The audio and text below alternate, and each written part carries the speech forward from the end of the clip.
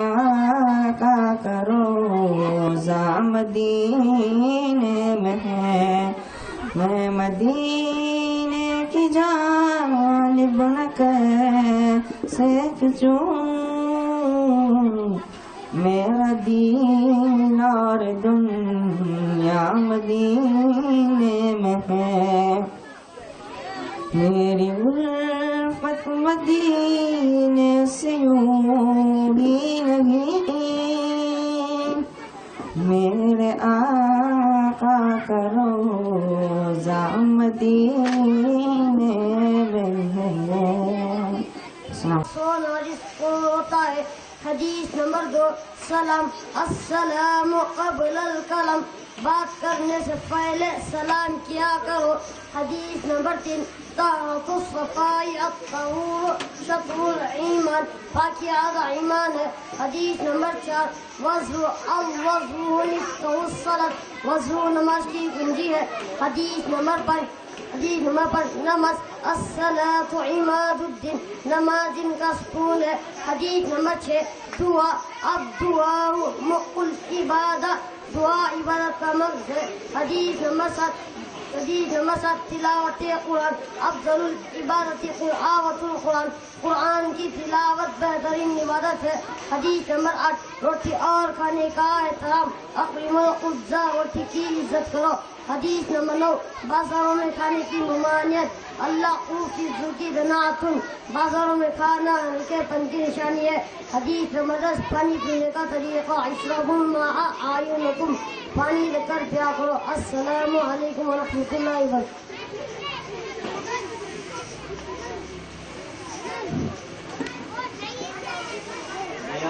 ابن شکیل خان تلاوت قرآن مجید فرمائیں گے۔ نیاز خان جہاں کہیں ہیں آ جائیں۔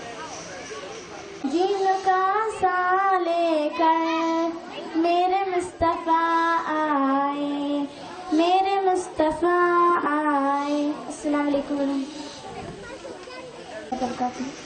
کفر کی کشاکش میں دین کا سا لے کر میرے مصطفیٰ آئے، میرے مصطفیٰ آئے، ظلمتیں مٹانے کو حق کا آئینہ لے کر میرے مصطفیٰ آئے، میرے مصطفیٰ آئے۔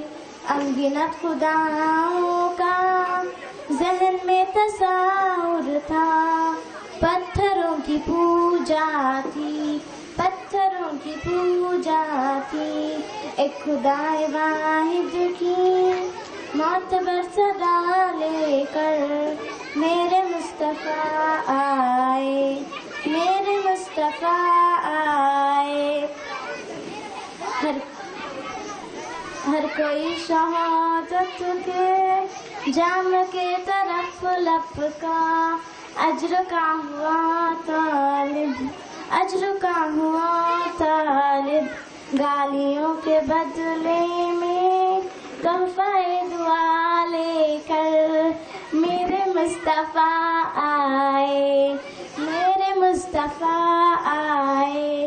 جگمگا اٹھی افسر کائنات جالوں سے، فکر میں سحر پھیلی، فکر میں سحر پھیلی، محفل نبوت کا آخری دیا لے کر میرے مصطفیٰ آئے، میرے مصطفیٰ آئے۔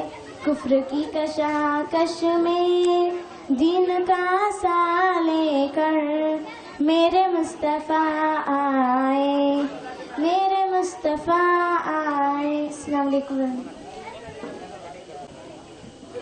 ابھی اس جلسے کی کارروائی آگے بڑھانے کے لیے میں مدرسہ حاضہ کے طالب علم سید صادق ابن سید دولت صاحب کے فرزند کو دعوت دیتا ہوں، وہ اسٹیج پر آئے اور آ کر وضو کے فرائض کو سنائیں۔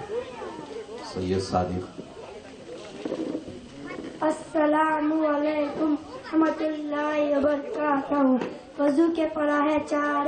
نمبر 1، پیشانی کے بالوں سے تھوڑی کے نیچے سے ایک کان کی لو سے دوسرے کان کی لو تک پورا چہرہ دھونا. نمبر 2 دونوں ہاتھ کونوں سامنے دھونا. نمبر 3 چوتھا ہے سر کا مسح کرنا. نمبر 4 دونوں پاؤں سامنے دھونا. السلام علیکم ورحمۃ اللہ وبرکاتہ.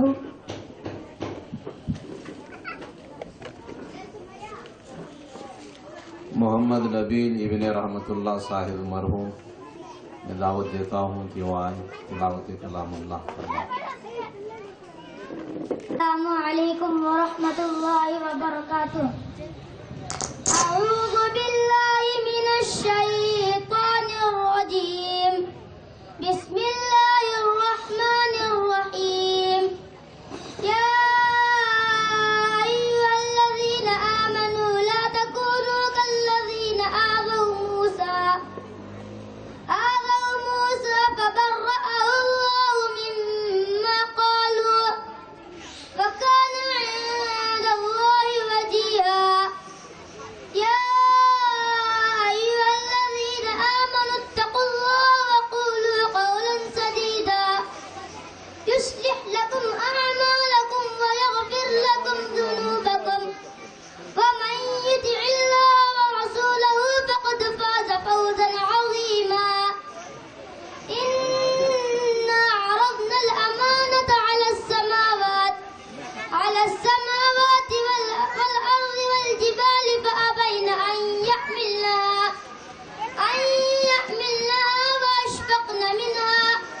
فأشفقن منها وحملها الإنسان إنه كان ظلوما جهولا. ليعذب الله المنافقين والمنافقات والمشركين والمشركات والذين آتيناهم الكتاب يؤمنون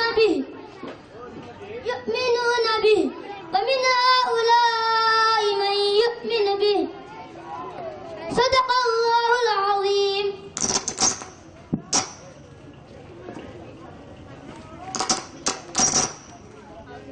ماشاءاللہ مدرسے حاضہ کے طالب علم نے آپ حضرات کے سامنے تلاوت کلام اللہ سنا کر ہمیں محظوظ فرما رہے تھے.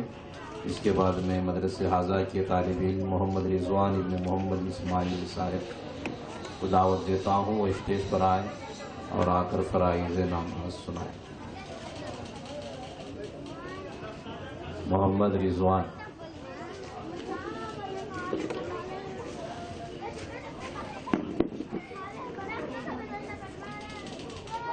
السلام علیکم ورحمۃ اللہ وبرکاتہ. نماز کے فرائض 6 ہے. نمبر 1 تکبیر تحریمہ کہنا. نمبر 2 کھڑے ہونا. نمبر 3 قرات یعنی قرآن مجید پڑھنا. نمبر 4 رکوع کرنا. نمبر 5 دونوں سجدہ کرنا. نمبر 6 قرات یعنی قرآن خیات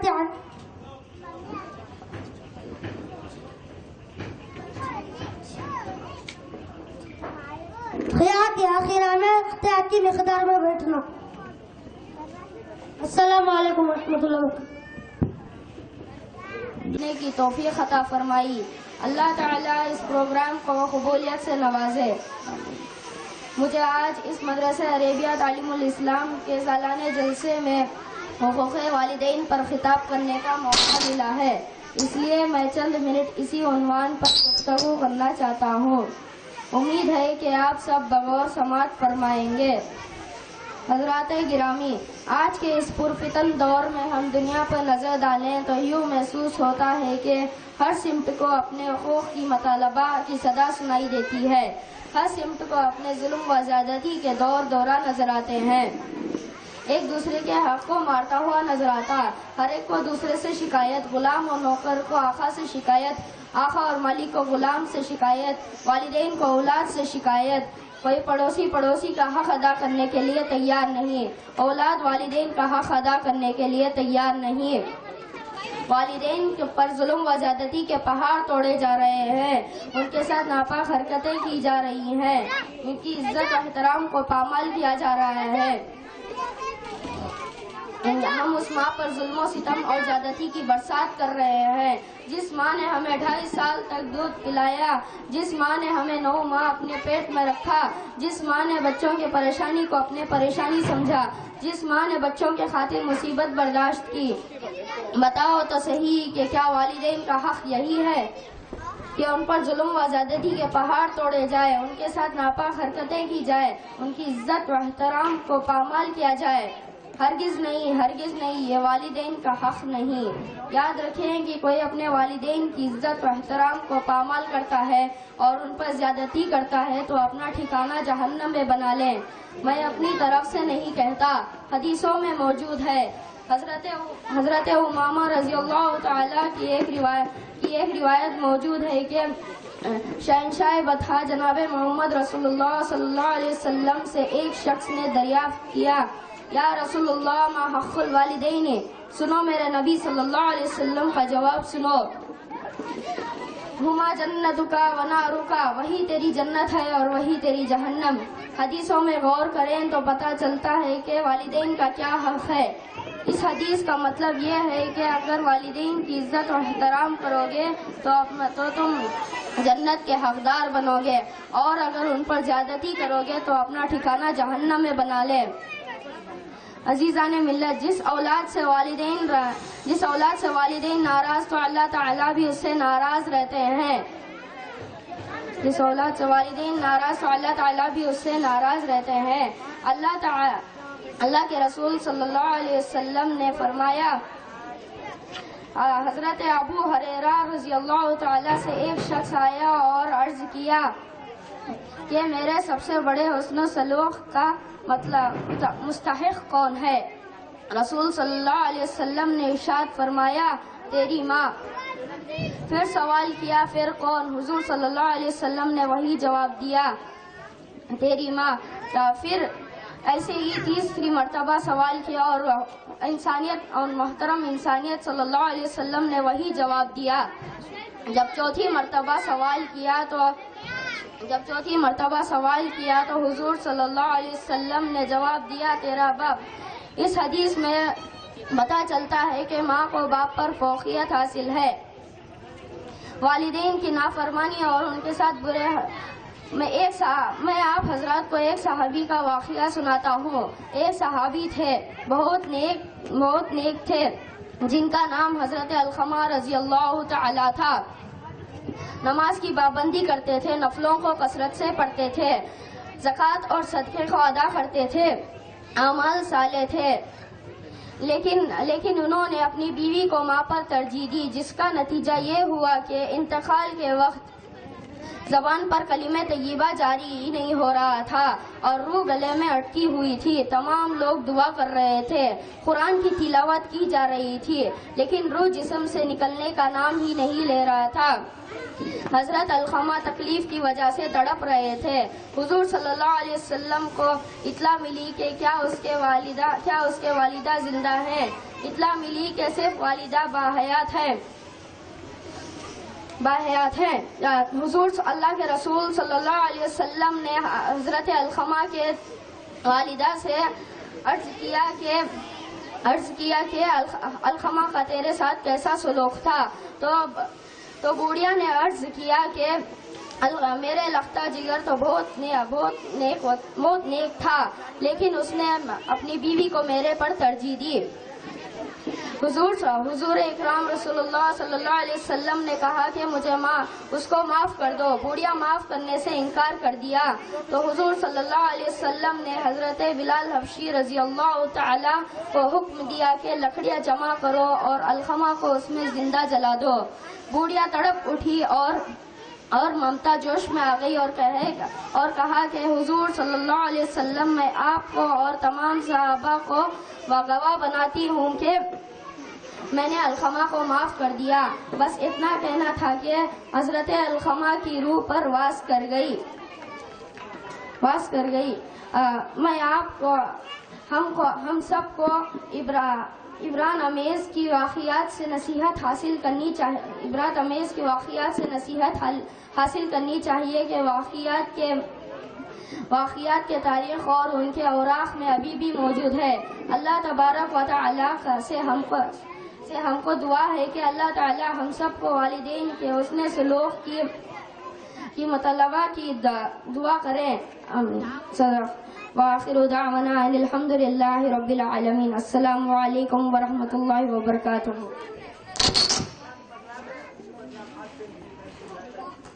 جزاک اللہ خیر الجزا۔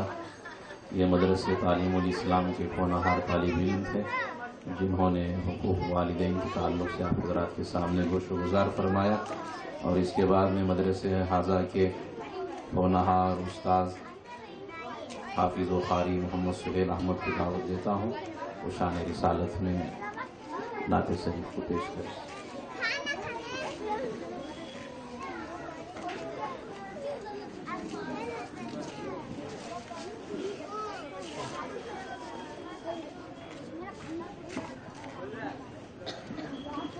السلام علیکم ورحمۃ اللہ وبرکاتہ۔ طوفان میں کنارہ تم،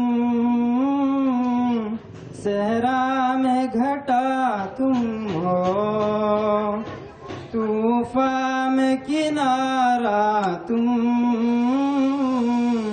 صحرا میں گھٹا تم ہو، اے رحمت دو عالم، ہر دکھ کی دوا تم ہو، اے رحمت دو عالم، ہر دکھ کی دوا تم ہو، بخشا ہے زمانے کو جینے کا چلن تم نے، بخشا ہے زمانے کو جینے کا چلن تم نے، رونے کا سلیقہ تم، ہنسنے کی ادا تم ہو، رونے کا سلیقہ تم، ہنسنے کی ادا تم ہو، اے رحمت دو عالم، ہر دکھ کی دوا تم ہو، فاقوں کی بھی عادت ہے اور شان سخاوت بھی، فاقوں کی بھی عادت ہے اور شان سخاوت بھی، واللہ ویک عالم، واللہ بیک عالم، سلطان و گدا تم ہو، واللہ بیک عالم، سلطان و گدا تم ہو، رہبر تو ہزاروں ہیں تاریخ کی وادی میں، رہبر تو ہزاروں ہیں تاریخ کی وادی میں، سچ بات مگر یہ ہے، سچ بات مگر یہ ہے، ایک رہنما تم ہو، سچ بات مگر یہ ہے، ایک رہنما تم ہو، لاکھ سفر مشکل لیکن راہ ہستی میں، ہو لاکھ سفر سفر مشکل لیکن راہ ہستی میں کیوں غم ہو کوئی مجھ کو، کیوں غم ہو کوئی مجھ کو، جب رہنما تم ہو، کیوں غم ہو کوئی مجھ کو، جب رہنما تم ہو، طوفان میں کنارہ تم، صحرا میں گھٹا تم ہو، اے رحمت دو عالم، ہر دکھ کی دوا تم ہو، طوفان میں کنارہ تم، صحرا میں گھٹا تم ہو۔ السلام